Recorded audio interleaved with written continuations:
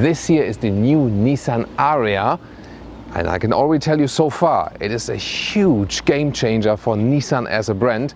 It will shake up also the differences between, let's say, a normal volume brand and a premium brand. But can it be a game changer for the whole EV market?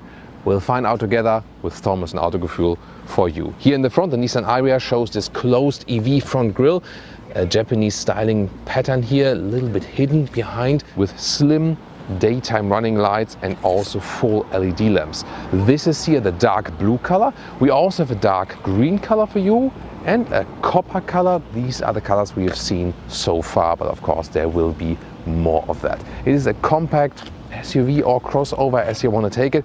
And the interesting thing with Nissan is they have dominated the EV market with the Nissan Leaf in the very early stages. Then came Tesla, then came all the other manufacturers.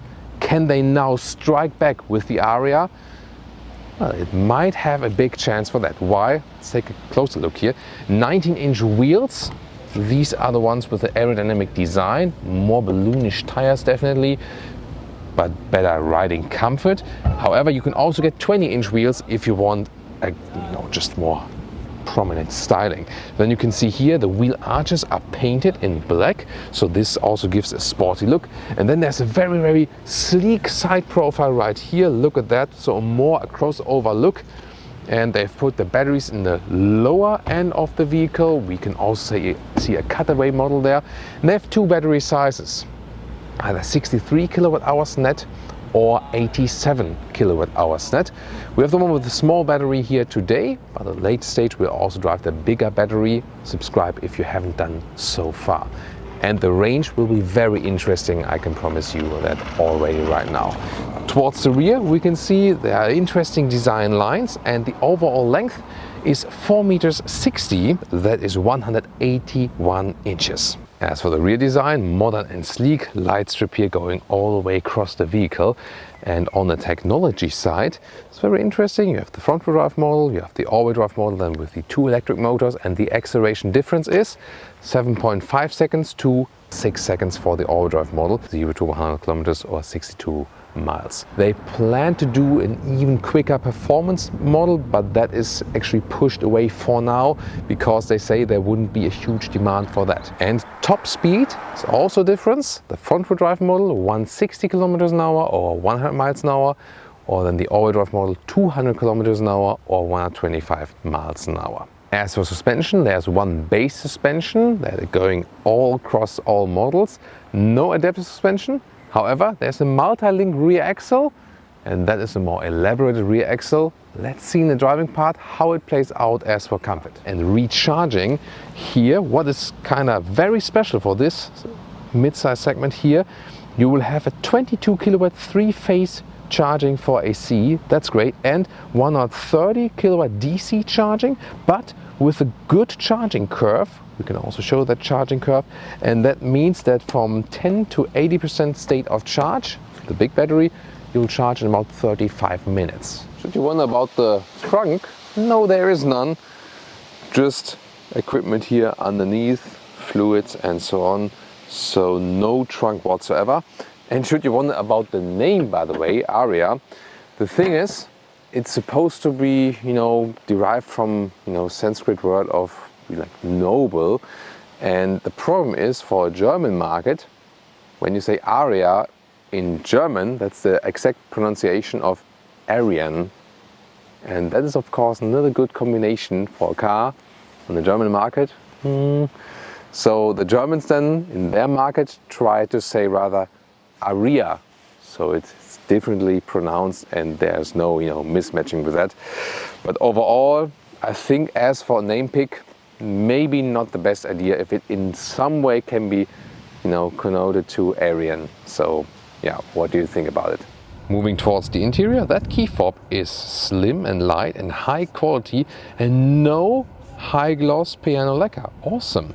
Then door closing sound, very good, low frequency, sonorous. I really like that. And look at that, the interior materials here at the doors. This is then the Alcantara equipment, the microfiber equipment. You have it here at the inside of the doors, either here like this in bright or in plain black is also available. Soft touch above that.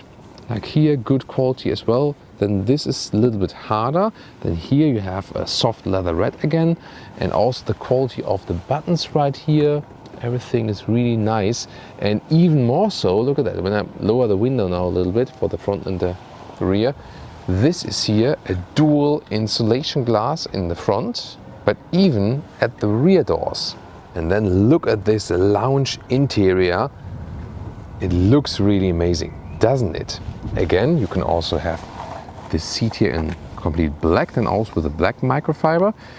Here then with a beautiful beige or bright, or maybe ivory color microfiber, what would you call it? Leatherette outside, so the seat is animal free, and I think a beautiful combination. Blue exterior, then this bright interior, that is really amazing. So this would be my favorite setup. The base seat would be that you have fabric, where you have microfiber here and leatherette outside. This then here, towards middle or high trim. And the highest, sadly it's the highest, is an animal skin pack. Sadly that they still offer it in 2022 in an electric vehicle. But most vehicles will be sold like this with a bright or black microfiber. Also in the US it's available. The steering wheel is animal skin wrap as well at this moment. But they're also working at alternatives. The screens, 2x 12.3 inch, more than horizontal setup.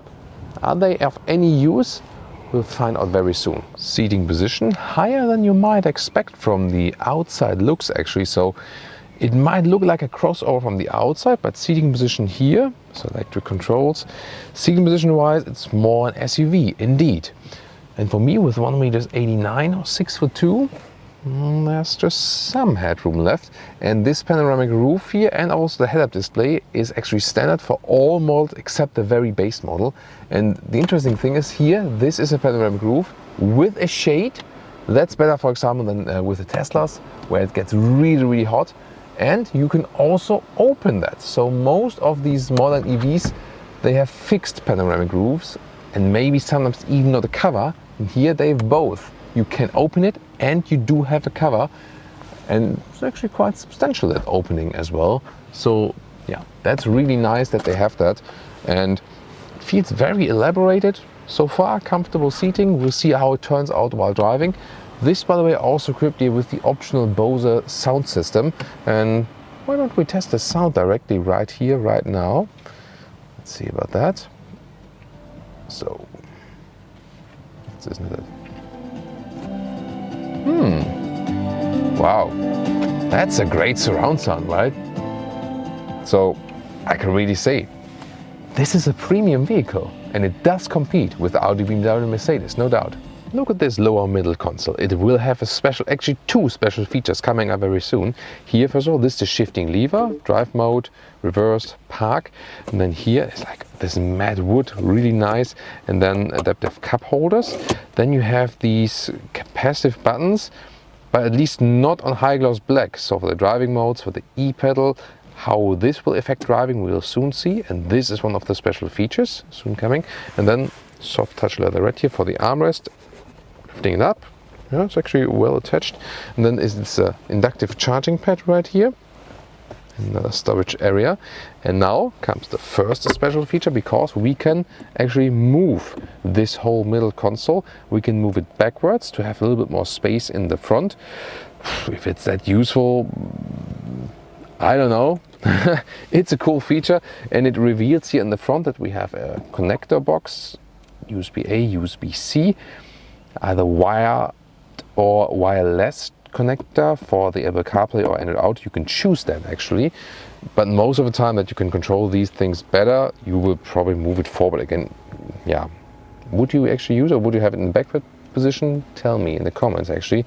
And then there's this, second control. So they do give you some haptic feedback when you press them, and when you press open here, look at that, what happens then.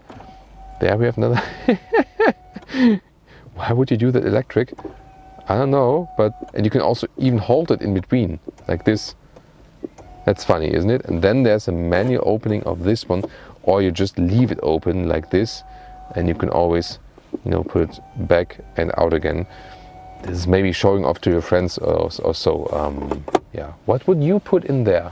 And here the contrast, electric versus manual opening, this middle one, then the classic glove box.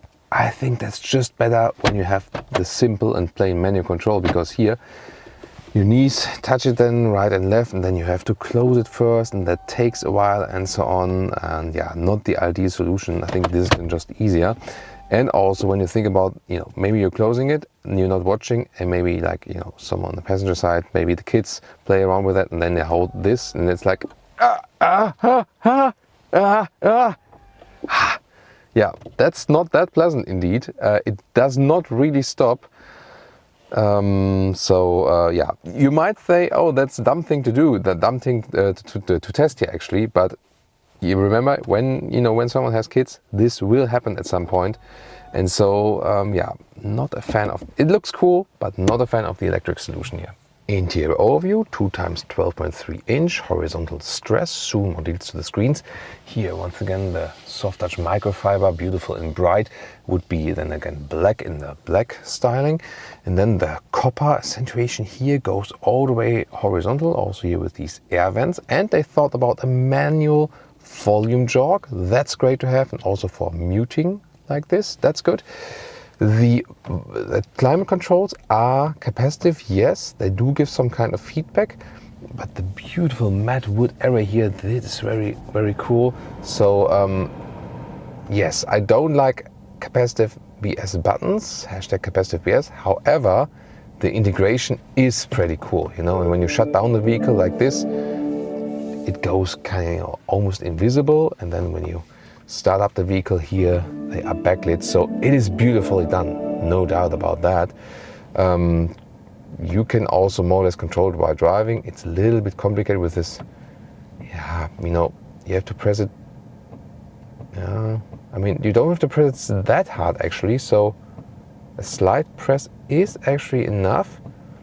It's not the most intuitive, let's say. It's not the best to control while driving, but it's somewhat okay, and it looks amazing. Steering wheel has electric control in and out, and also up and down. Here is a well-equipped vehicle, and the strange thing is it goes extremely high, higher than anyone would need it to, but it doesn't go that low. So for me, it shouldn't go that high, but it should go a little bit lower actually, but that way it's still fine. And on the steering wheel, it's a mix of capacitive buttons and real jogs, for example, so overall actually fine, also to control the digital instruments and stuff. You can change the view, you can have a bigger digital speed view in there, or you can then, for example, have some information like this. You can also have the GPS or even the map then right here in. But here, sadly, when I activate the Apple CarPlay map, then the GPS view here and the instruments just disappears basically. Let's see if I go back to the car internal map. It doesn't really reappear, so maybe you have to cancel then the route guidance here first. Here we go. So, and now when I've cancelled the Apple CarPlay guidance, then the map is back here again. Head-up display, also standard for most model trims, and also with some basic GPS guidance. The screen here with the CarPlay integration, or then also Android Auto if you're using the Android phones.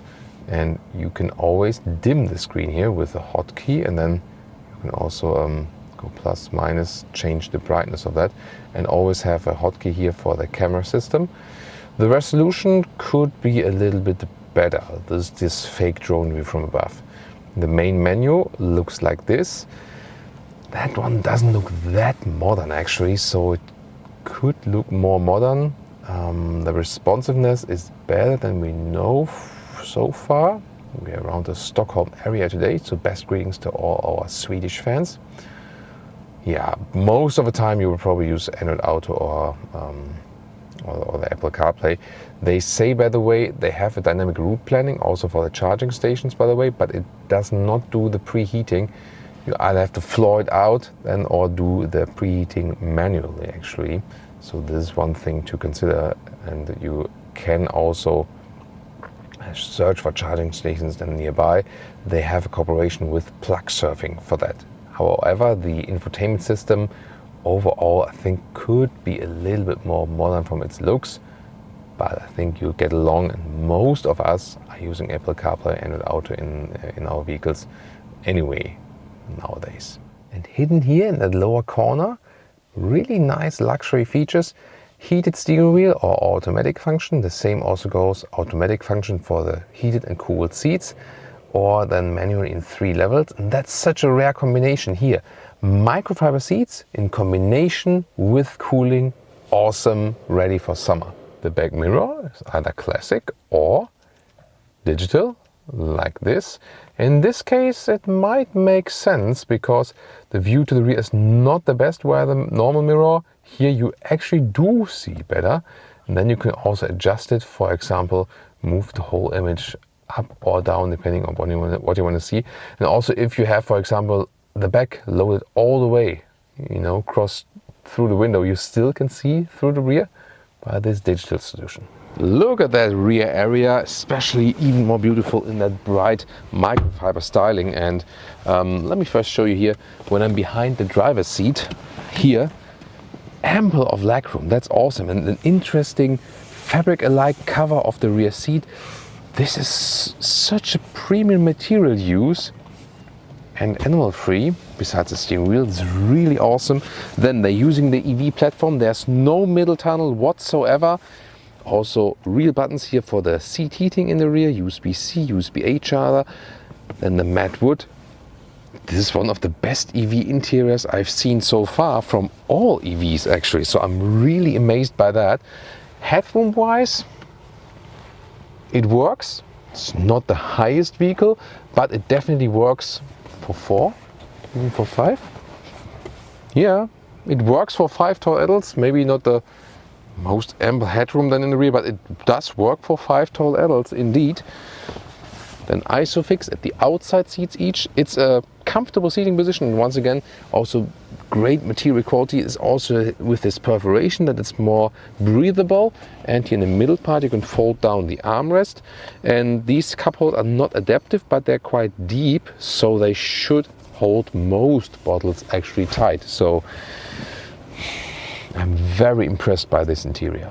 Trunk or boot area, 470 liters for the front-wheel drive, 415 for the all-wheel drive. That is 17 versus 15 cubic feet. The width here, easily a little bit more than a meter or 40 inches even, so that's actually quite good.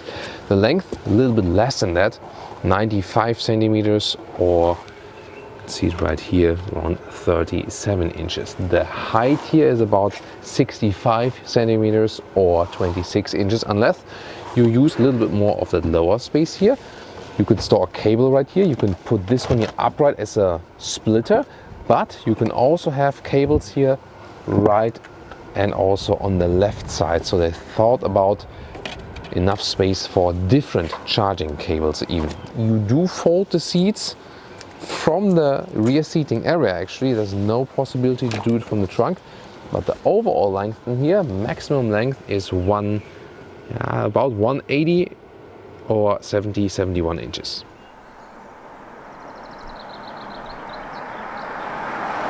Welcome to Thomas's Driving Lounge with the Nissan Ariya, and here we go to the sports mode and show you a first acceleration with the front-wheel drive model. Let's go!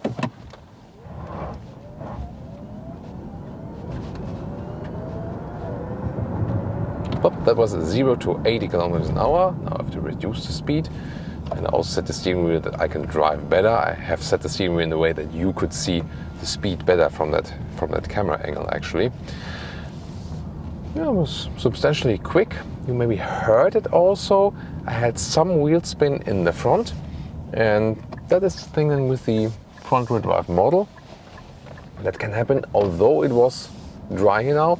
So much power here with the electric vehicles, and when you just the front axle, yeah, actually then with the electric vehicles the rear wheel drive is to me actually better, because the car accelerates, the weight shifts to the back, and also for the turning circle rear wheel drive is usually better.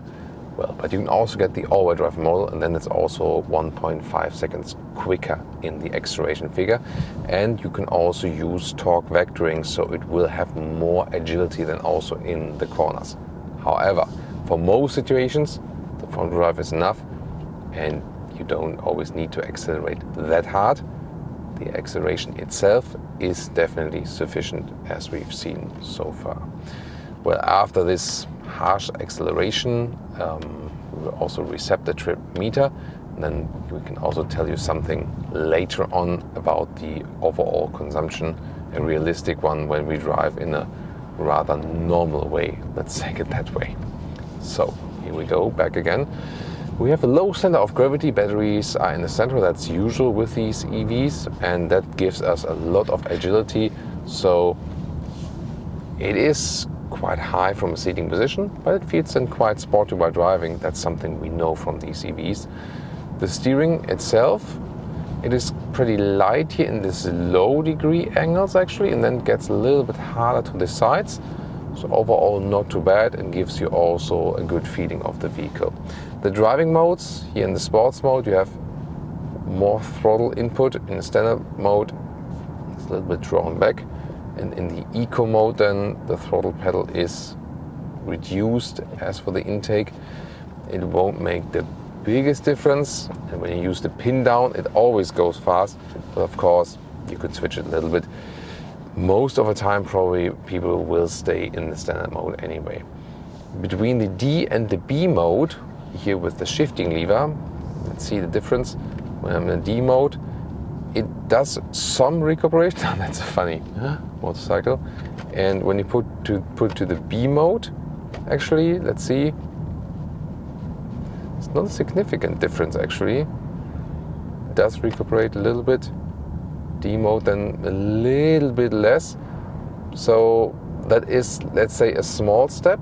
A bigger step indeed is this e-pedal. You press this and then you have significant recuperation. So if you rather want one pedal driving feeling like now, then you're going with the e-pedal mode. Let's see if e-pedal and D or B in combination makes any difference. So here now e-pedal, harsh recuperation, B mode. That's probably the maximum, then it doesn't make any difference anymore. So it seems that they have made it like D, B, E-pedal, like, you know, from the recuperation strength overall. So first impression, a likable driving situation. You have a nice panoramic front windscreen. They are using for the heated windscreens these fine heating lines. To me that's not the best actually. I rather prefer these heating foils.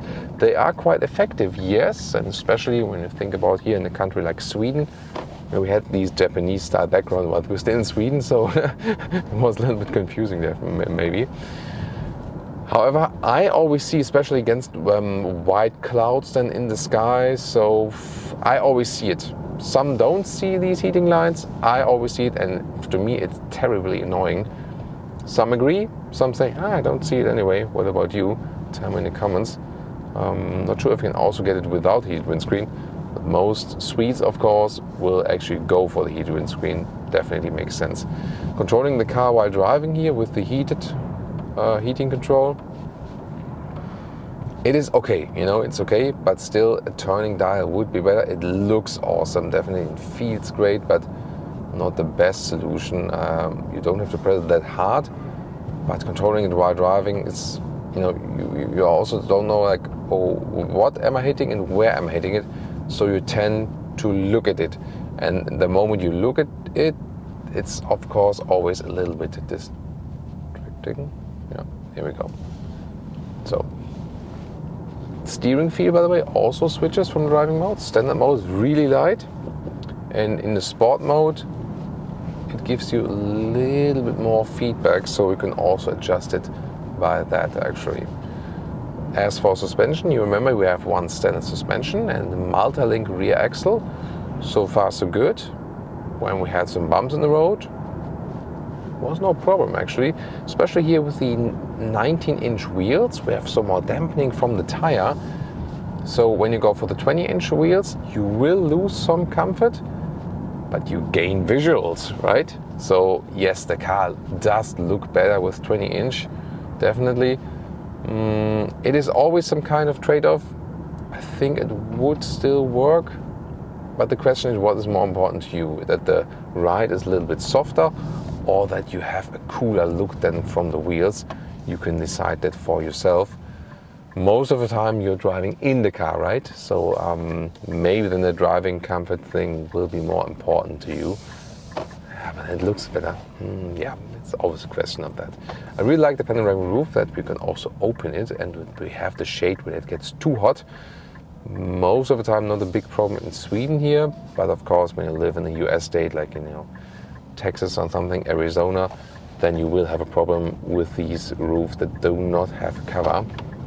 Now we're on a little bit quicker road and we have reasonable acceleration. It's also very well insulated. Here now 70 kilometers an hour.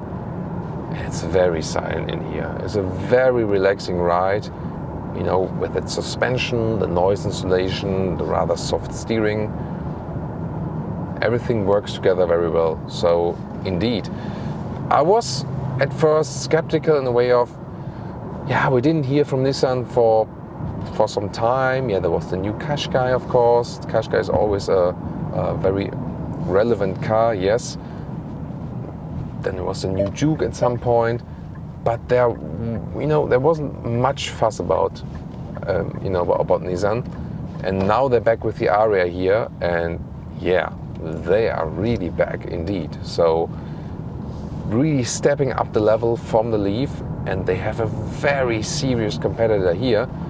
And if you think about the main competitors, VW ID4, Tesla Model Y, Ford Mustang Mach-E, Volvo XC40 or C40, a little bit smaller of course, Ioniq 5, Kia EV6, so Skoda Enyaq, Audi Q4 e-tron, and there are so many competitors of this one here, and they're all somewhat in the same segment, somewhat in the same pricing, power, battery. Here they have a little bit bigger battery than the competition, and indeed that pays off. And they also move this car towards the premium segment indeed, with all the materials and stuff here with the microfiber, really stepping up the game. The lower armrest here is a little bit low, like the inside of the doors. I'm not sure, should I put my arm here very low, or rather put it like here, like yo, what's up styling? That's the right one armrest is okay, but the left one is not that suitable, especially in combination that the steering wheel doesn't go that low. So that's something I do realize here. And then there's this part, this one hard part below the Alcantara that you do hit with your arm. So that's one hit and miss. So one of the few deals I've discovered now while driving that could be made better. But there's so many things that are so well executed here. And well, exterior-wise, it's always a personal preference, but we have seen that so many vehicles, they look kind of similar, especially if you compare this one to the ID4 or something. From the interior, it's a great build quality. The software is maybe not the best, most modern, but also not worse than the competition and better than some of the competitors. Everything is well usable, and you can always use the Apple CarPlay Android Auto integration for that. The execution interior, look and feel is really, really nice. User interface, at least we have also the manual volume knob and so on. And we have these backlit capacitive buttons. That's also better than most of the competitors. And also the driving feeling is both comfortable and sporty. So in no way would it be behind the competitors, and in a lot of ways even be, in front of them. So far in this segment here, my favorites were the Ford Mustang Mach-E, the Kia EV6, Hyundai Ioniq 5 of course together along with that, but I found the EV6 a little bit better, and I really like the Volvo XC40 or C40. The only thing is that their range is a little bit behind the competition, and this Nissan Ariya here can easily match that.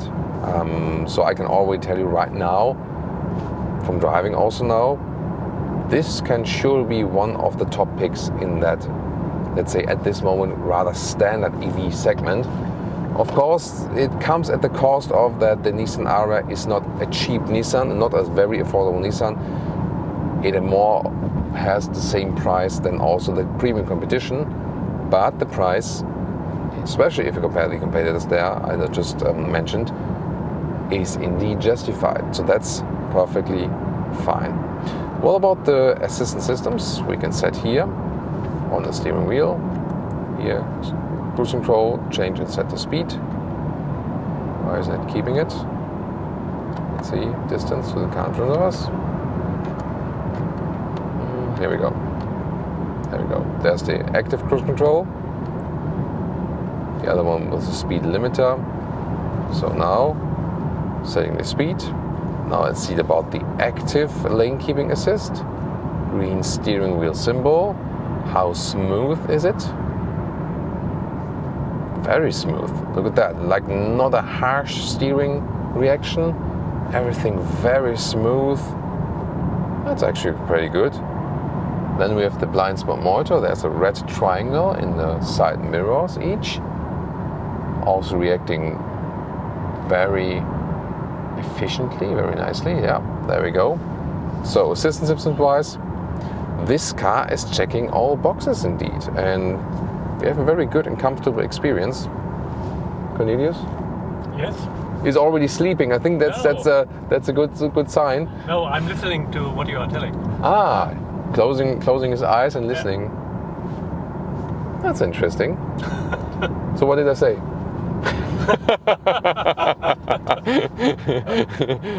Yeah. I like this car. He likes it. Yeah.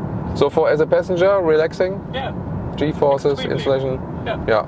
That's always a good sign. You know, when your passenger is relaxed, it shows that the insulation is good, that not so many G-forces are applied. Of course, it's always the thing about learning to drive EVs, that you don't have harsh acceleration and harsh recuperation on the passenger. So you rather try to be smooth with your pedal, especially when you're in this here e-pedal or one-pedal driving mode. Then of course it plays a major role that you can control it in a very smooth way. Other than that, you can of course also deactivate the e-pedal mode and then rather do the recuperation with the brake pedal. It will do the same recuperation, it's just a different method of doing so actually. So, there's are we on the bus lane, right? Our Swedish fans will probably say like, Thomas, that's a fail. Yeah, it looked like I would have need to go on the very right lane. But that's it's bus and taxi, right? Yeah, do we have that in Germany? Sometimes, not that frequently, but sometimes indeed. So we're getting off the motorway now. Here in Sweden, we cannot drive that fast on the motorway anyway. We have to wait for a German high-speed motorway test to test more motorway. Now we're head more towards some city traffic. And let's take a first look here at the consumption figure. So here we go. And yeah, we've been doing some nice cruising now on the motorway, and that is some 15 kilowatt hours on 100 kilometers average. That's indeed very, very good. So we'll drive even further, and then we'll tell you also later on the figure what it is in 100 miles and what this would mean as a concise range in kilometers and in miles. Here for the front wheel drive plus small battery.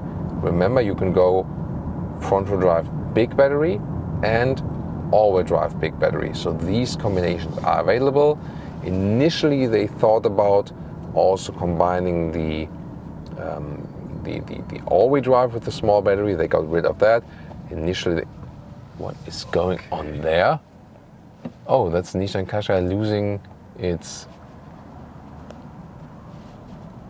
wheel arch cover. Interesting. Not sure if you can see that on camera. Yeah, must have hit something like a side pole or something. Haven't seen that. Also wonder that, sometimes strange things happen with cars, and you're like, is the driver not seeing that? And like, why don't they stop? And then but sometimes people are also driving with open hatches, and you feel like like, you guys seeing that you're driving with an open hatch? Yeah, that happens from time to time. So far, very, very efficient result, and we will drive even further now, and I'm really looking forward to what the final consumption result is. But as for the first estimations, it really seems that it does also tick the efficiency box, And then we can really say this is one of the best EV picks. This is one of the best EV picks now. Yeah. But what about the final results? Let's take a look. Well, we did have some downhill, but then we also went uphill again. But look at that. 13 kilowatt hours on 100 kilometers. That's 20 kilowatt hours on 100 miles. That's sensational. Super efficient. Okay, ideal conditions, best temperatures for the batteries, very low speed limits, smooth driving, constant speed, maybe a little bit of topography change here and there. So most ideal situations for a good energy consumption. However, still, this is so efficient. At this moment here, under these ideal conditions, this would be more than 450 kilometers or almost 300 miles for the small battery. And for the big battery, the same consumption would even mean that you can actually score some 400 miles or more than 650 kilometers. That's one of the best results ever for an electric vehicle. And now you will check out the big comparison EV episode, or also one of the main competitors, the Kia EV6, directly.